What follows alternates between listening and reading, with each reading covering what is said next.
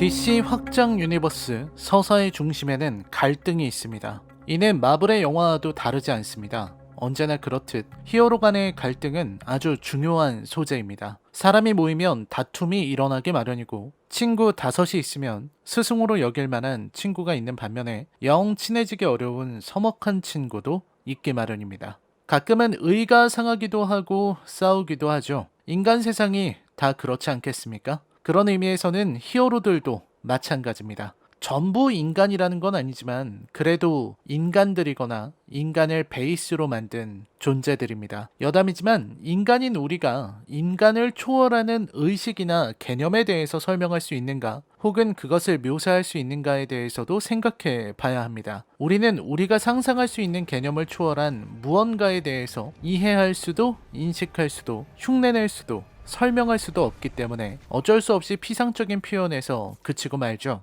그래서 히어로들이 인간을 초월하든 인간이 아닌 외계의 존재이든 인간처럼 행동하게 됩니다. 이야기를 만들어내는 우리들이 어쩔 수 없는 인간이기 때문이죠. 그래서 인간은 갈등합니다. MCU의 시작부터 전성기를 이끌었던 하나의 시대, 인피니티 사가의 중심에는 히어로들의 갈등이 있었습니다. 캡틴 아메리카, 시빌 워가 그것이죠. 여기에서 말하는 소코비아 협정의 문제에 대해서는 이미 다른 영상으로 제 의견을 설명한 바 있으니 더는 언급하지 않겠습니다. 또 해당 갈등과 DC 확장 유니버스의 갈등을 비교하는 건 다른 영상을 준비하고 있으니 이번 영상에서는 다루지 않겠습니다. 아무튼 마블도 그렇듯 DC도 이야기의 중심에 히어로 사이에 갈등을 넣었습니다. 바로 배트맨과 슈퍼맨의 갈등이죠. 슈퍼맨과 배트맨, 배트맨과 슈퍼맨. 과거 이야기를 하기는 좀 그렇지만 제가 어렸던 90년대에만 해도 마블의 히어로들은 국내에서는 잘 알려지지 않았습니다. 비속어나 유행어를 사용하기를 꺼리지만 굳이 말하자면 듣보잡에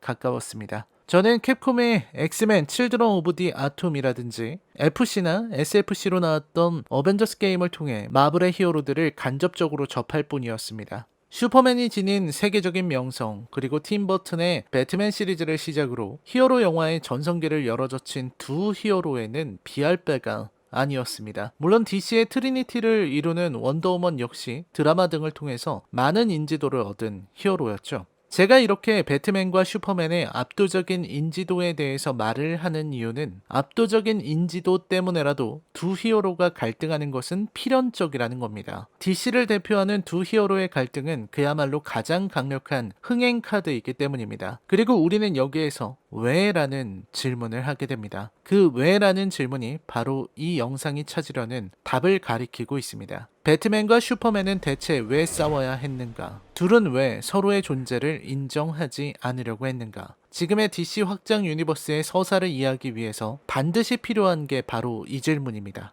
배트맨 단독 영화도 하나 없이 맨 오브 스틸 이후 성급하게 내놓았던 그 영화 배트맨 대 슈퍼맨 저스티스의 시작을 살펴보죠.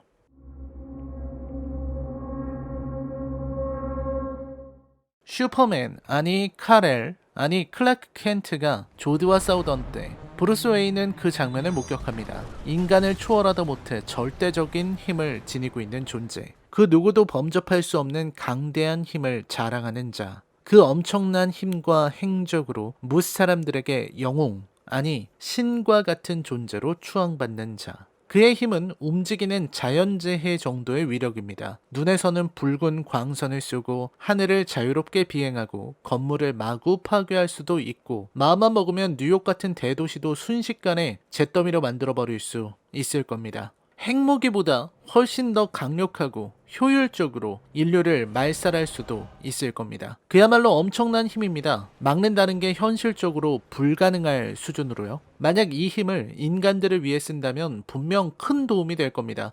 어쩌면 정말 구원자가 될 수도 있죠. 하지만 그 힘을 인간들을 멸하기 위해 쓴다면 인류는 전멸할 겁니다. 영화에서는 이런 슈퍼맨에 대해서 많은 이야기를 나눕니다. TV에서는 전문가들이 패널로 나와 토론도 벌입니다. 내용은 비슷합니다. 슈퍼맨이라는 존재를 어떻게 두어야 하는가? 슈퍼맨이라는 존재를 통제하거나 활용할 수 있는가? 슈퍼맨이라는 존재를 어떻게 정의할 것인가?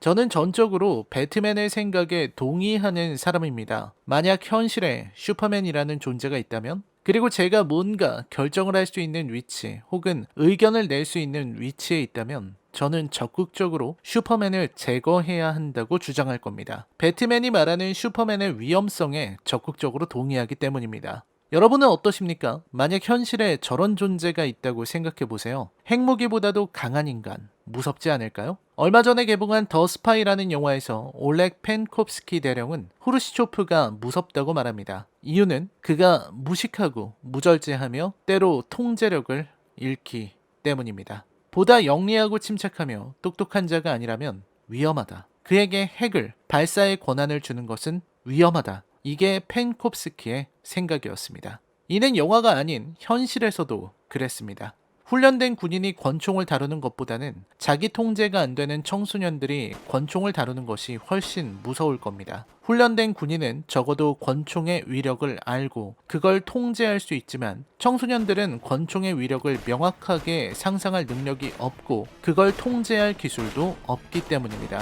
당연히 후자가 위험합니다.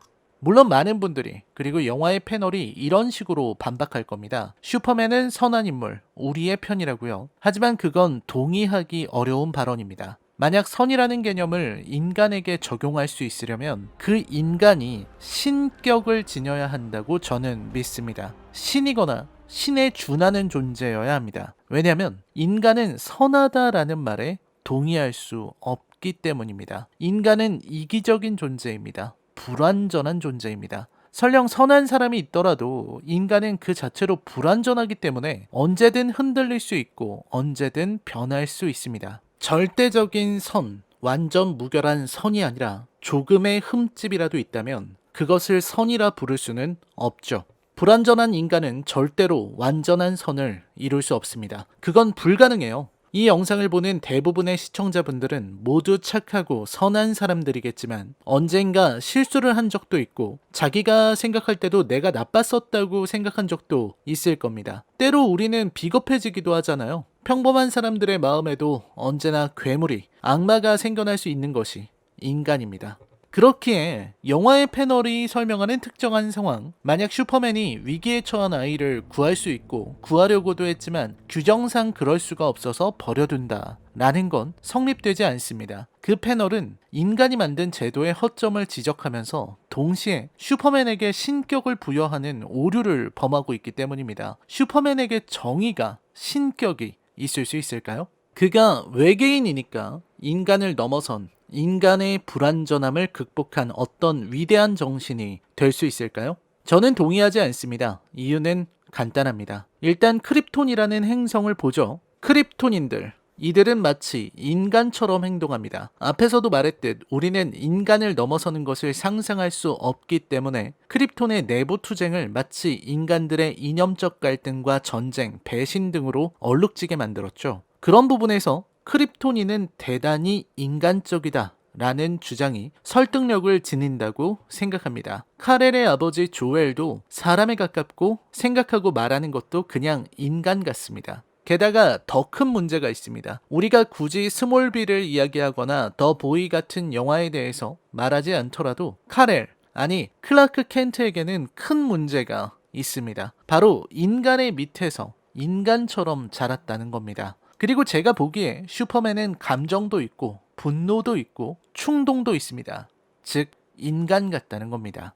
자, 그럼 여기에서 다시 처음의 질문으로 돌아와야 합니다. 인간은 불완전한 존재, 언제든 실수할 수 있는 존재입니다. 후르시초프의 즉흥적이고 야만적인 행동 또한 위험하지만 일단 한 개인에게 엄청난 권력이, 힘이 집중되는 현상 자체가 문제라는 겁니다. 미국 대통령이라고 핵을 마구 쏠 수는 없죠. 여러 견제 권력들이 대통령의 힘을 제한합니다. 인간은 완전하지 않으니까요. 제도로 그걸 보완해야 하죠. 하지만 슈퍼맨의 재앙과도 같은 저 힘은 온전히 슈퍼맨이 다루는 슈퍼맨의 것입니다. 요컨대 평범한 교육을 받고 별로 눈에 띄지 않는 일을 하는 플래닛사의 인턴 사원 정도로 보이는 인물에게 세상을 멸망시킬 수 있는 인류의 모든 무기의 사용 권한을 주고 우리 모두 안심하자는 말이 되는 겁니다. 이건 넌센스죠. 저는 배트맨의 말에 동의합니다. 슈퍼맨은 자기를 통제하는 초월자라 보기 어렵습니다. 인간처럼 실수하기도 하고 인간처럼 행동하기도 합니다. 화가 나면 폭력을 휘두를 가능성이 있습니다. 이 경우 슈퍼맨이 휘두르는 폭력은 누구 하나 죽는 걸로 끝나지 않는다는 문제가 있습니다. 만약 슈퍼맨이 특정 국가를 악으로 규정한다면 그 순간 국제 질서는 무너지는 겁니다. 이런 상황에서는 불안해서 하루도 살 수 없습니다. 하루라도 빨리 슈퍼맨을 죽여야 합니다. 죽일 수 없다면 크립토나이트로 된 감옥에 묶어서 영원한 고통을 겪으며 절대 힘을 발휘하지 못하게 만들어야 합니다. 사용 가능한 모든 무기를 총동원해서 그의 힘을 뺏지 않으면 인류는 슈퍼맨의 지배하에 들어가게 될 것이기 때문입니다. 혹시라도 여기까지 보시면서 아니 고작 만화 캐릭터에 불과한 슈퍼맨을 저렇게까지 분석해야 하나 싶은 마음이 드실지도 모릅니다. 하지만 저의 이런 분석은 영화를 현실적으로 바라봐서 일어나는 문제가 아닙니다. 영화의 세계, 잭 스나이더가 만들어낸 영화의 세계에서 모두가 고민하고 토론하고 갈등하는 문제입니다. 특히 배트맨은 더하죠. 만약 슈퍼맨에게 신격이 있다면 우리는 이런 고민을 하지 않아도 됩니다. 슈퍼맨이 모든 번뇌에서 벗어난 존재이며 초월적인 질서를 중시하고 그가 타락할 가능성이 하나도 없다면 우리는 슈퍼맨을 일종의 자연재해나 혹은 자연현상으로 이해하면 될 뿐입니다. 어디까지나 그가 인간이기 때문에 두려워하게 되는 거죠. 배트맨이라는 캐릭터는 내면의 트라우마를 박쥐라는 하나의 원형에 담아서 배트맨이라는 페르소나를 드러낸 히어로입니다. 그에게는 많은 적이 있습니다. 조커를 비롯해서 많은 빌런들이 그를 상대했죠. 하지만 배트맨으로 하여금 이 정도로 공포에 떨게 만든 것은 슈퍼맨이 유일할 겁니다.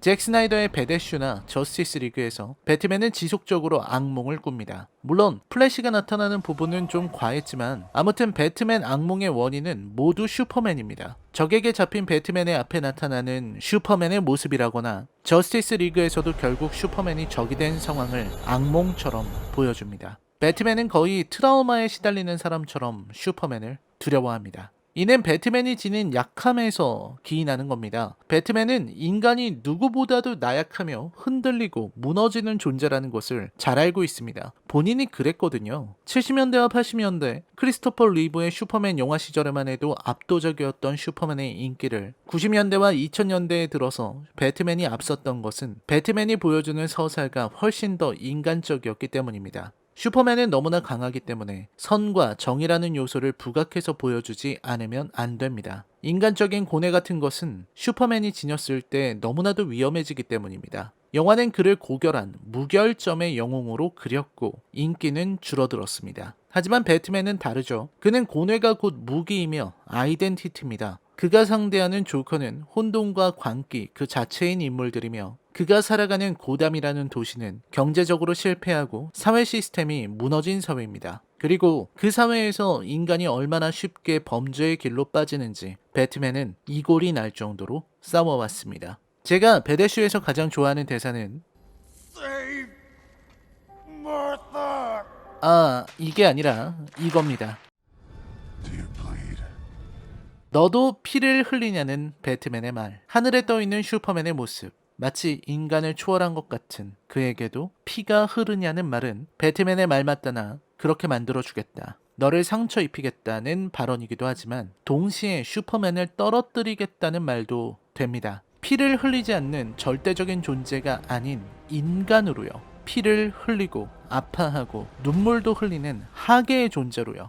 그래야만 배트맨의 사상이 맞아떨어지기 때문입니다. 불완전한 인간이 그런 힘을 가지면 안 되는 거니까. 마사 드립이 가장 큰 비난을 받아야 하는 것도 그 부분이라고 저는 생각합니다. 죽기 전에 어머니를 생각하는 슈퍼맨은 지극히 인간적입니다. 그렇기에 배트맨은 더더욱 슈퍼맨을 용납해서는 안 됩니다. 만약 배트맨이 슈퍼맨을 인정하게 되려면 더욱 깊은 이야기를 펼쳐야만 했습니다. 잭 스나이더의 이야기는 배트맨의 고뇌를 충분히 반영하지 못했고 이야기를 망쳐버리고 말았습니다. 죽기 전에 어머니를 찾는다. 너무나 인간적이잖아요. 배트맨이 가장 두려워하는 그 인간적인 면이 슈퍼맨에게 나타나는 순간 배트맨은 자신의 공포에 확신을 가져야만 했습니다. 실체가 분명하게 드러나는 순간이니까. 배트맨이 슈퍼맨을 인정하기 위해서는 무엇이 필요할까요? 영화는 그걸 강한 적과 더 큰 위기라고 생각한 모양입니다. 마더박스를 찾는 다크사이드 스테판 울프의 등장이 배트맨으로 하여금 슈퍼맨을 다시 찾게 만드는 충분한 이유가 되리라고 생각한 모양입니다. 이 영화의 서사를 받아들이기 어려운 것도 마찬가지입니다. 배트맨의 입장에서 슈퍼맨을 부활시키는 것은 스테판 울프보다 훨씬 강하면서 더욱 위험한 존재를 하나 더 등장시키는 것에 불과하기 때문입니다. 슈퍼맨은 살아서는 안 됩니다. 죽어야만 합니다. 슈퍼맨이 인간적이기 때문에 위험하다는 배트맨의 사상은 한 번도 부정되지 않았고, 배트맨의 입장에서는 슈퍼맨은 여전히 위험합니다. 즉, 배트맨의 생각을 전환하고 그를 설득하며 동시에 관객들마저 설득할 수 있는 어떤 특별한 방법이 필요하다는 게 제 의견입니다. 다음 영상에서 저는 배트맨이 지닌 고뇌 그리고 슈퍼맨을 향한 두려움을 어떤 식으로 극복하는 것이 좋은지에 대해 이야기를 드리려고 합니다. 그걸 위해서 마블 영화들 혹은 그 외의 영화를 살펴보며 그들의 방법론을 빌려오고 어떻게 다루고 있는가를 분석하는 것이 필요할 겁니다. 특별기획 배트맨과 슈퍼맨을 말하다, 저는 다음 영상으로 찾아뵙겠습니다. 시청해주셔서 감사합니다.